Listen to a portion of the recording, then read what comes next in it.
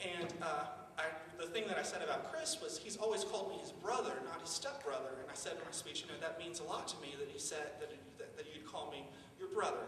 And later on after the speech, after we'd eaten and everything, Kris came up to me and he said, I called you my brother because, it's just easier, it's just shorter. It's like, anybody else I would have been so mad that they'd said that. But, with Kris, that's Kris. And anyway, I want to close by performing a song that Kris wrote. It's the first song I think that he ever wrote. And I think he wrote it, I'm pretty sure he wrote it on this guitar. And I wanted to say that I will miss my brother.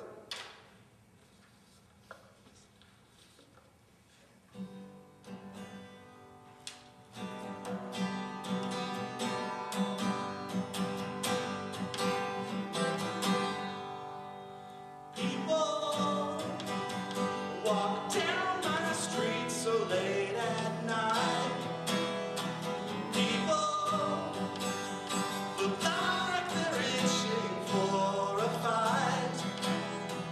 People throw out the garbage with the trash. People are like a fish you cannot catch. Everybody wants to the best. Everybody's got things on their chest. Everybody's got no time to rest. All but me. People try hard to look like they are rich. People rub genie bottles for a wish. People can't seem to keep the ones they love. People can't keep their faith in heaven above. Everybody's shooting for the stars. Everybody's driving fancy cars. Everybody thinks we'll land on Mars. All but me. Every day I look around, from the clouds down to the ground, and I see people looking back at me. And they go along their way, and I keep thinking every day that I'm losing something inside of me. Inside of me.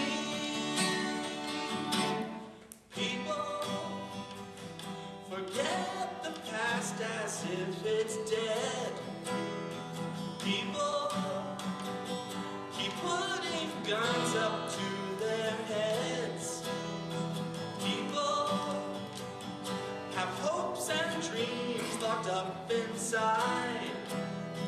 People keep trying so hard not to die. Everybody's putting on the brakes. Everybody likes to make mistakes. Everybody's wearing fancy clothes. Everybody knows what no one knows. Everybody's husband, kids, and wives. Everybody's fighting for their lives. All but me. All but me.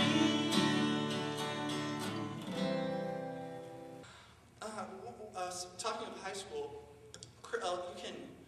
you can learn a lot about a person, or at least I think you can, what type of cars they drive. Chris's first car he inherited from my dad. It was a Volkswagen Super Beetle from the 70s, really ugly orange, but Kris turned it into a piece of art. And you know how art doesn't necessarily have to be a pretty thing. Art can be whatever. Well, he took some blue paint and put spirals all on it and made that Volkswagen his own. The horn on it didn't work, at least it didn't work when you wanted it to. So I gave him a bicycle horn, which he attached to the side mirror, and he would do the when he needed someone to get out of his way. I'm sure it worked great. Later on, he had a Volvo that drove around Athens, very identifiable for quite a few years. Identifiable, I guess, because of all the bumper stickers on the back and the cardboard sign that he had taped to the back window that read, "Tag applied for."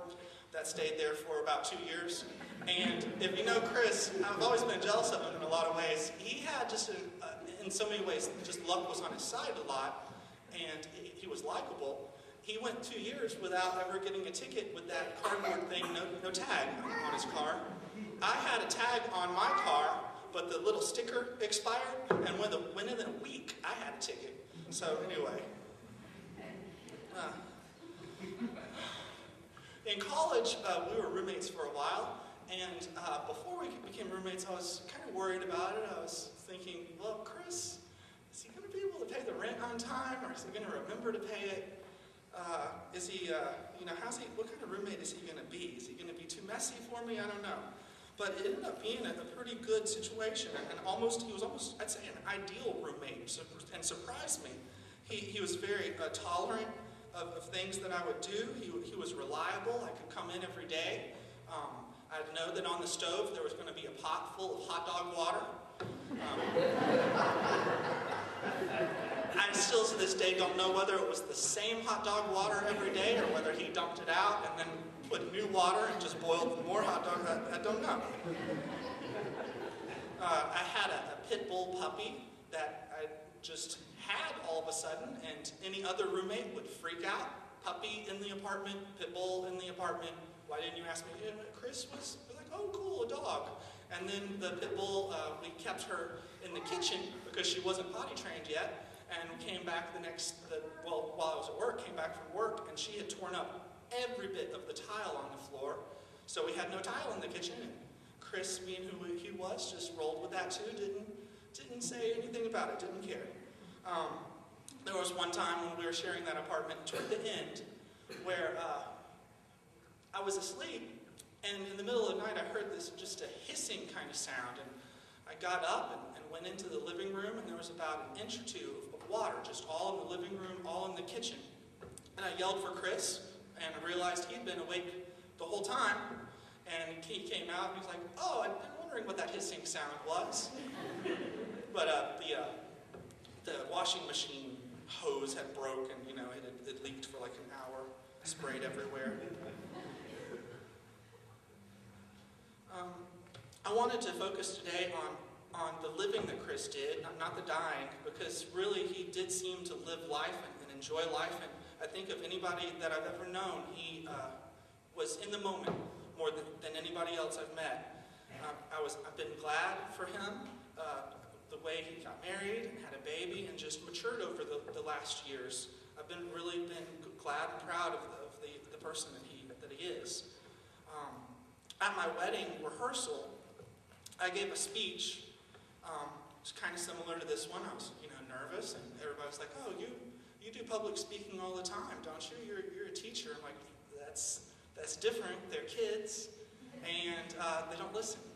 So anyway, I gave my speech at the wedding rehearsal. There's lots of things you can say about Kris, but I'll just say one. That's one of my favorite songs, and whenever I went to his shows when he was in television buzz, I'd always be in the crowd yelling, "Black people," and they would never play it until like the very last performance they played that song.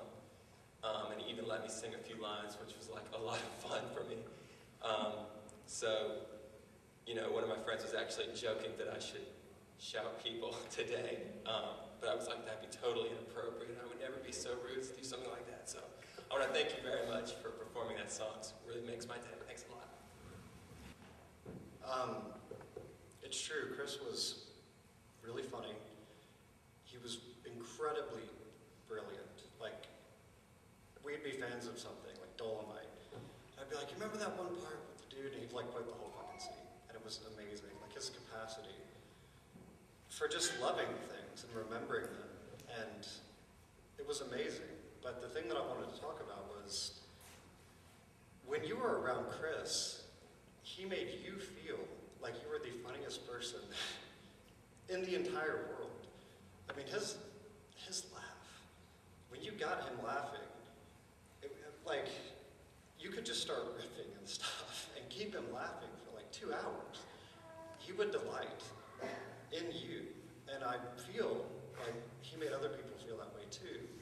And he's gone, and it's just, he gave so much, and I just wanted to say that.